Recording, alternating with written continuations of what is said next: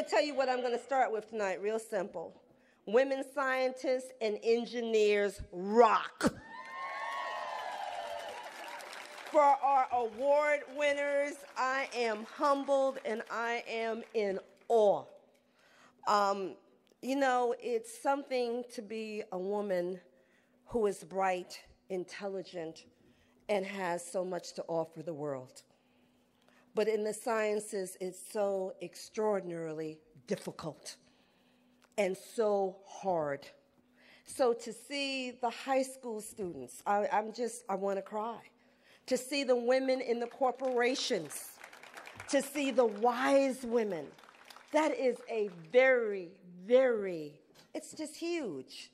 It is absolutely huge. And I keep wondering, why am I here? Because I'm not a scientist.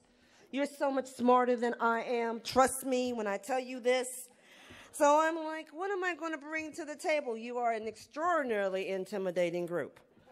But I'm going to see what I can do to stretch the game, to stretch my wings a little bit tonight. I want to talk a little bit about a course that I teach at Tuck. It's called Leadership Out of the Box. It is a second-year elective that students take. Part of the course, part of the curriculum, is that we teach, or I teach, about a little unknown scientist. Unknown to my students, because when we think about leaders, we don't necessarily think about scientists. When we think about leaders, particularly at Tuck, we think about corporate people. We think about CEOs. We also think about leaders as being charismatic figures, great personality, lacking on integrity sometimes, but decision makers, but they are charismatic. They're huge.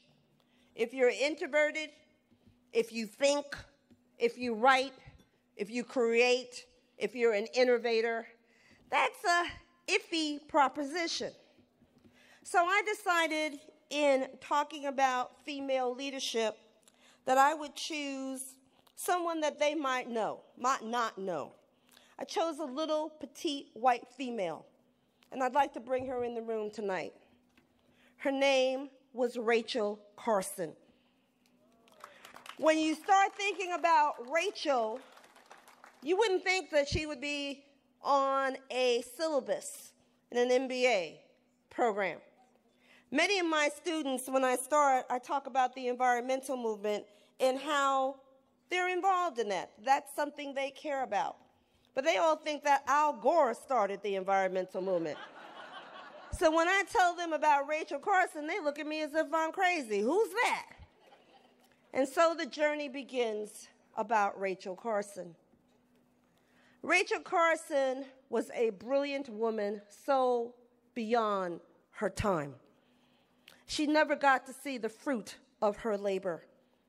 She was born to a working class family. She was born to a place in time when there were so few women scientists.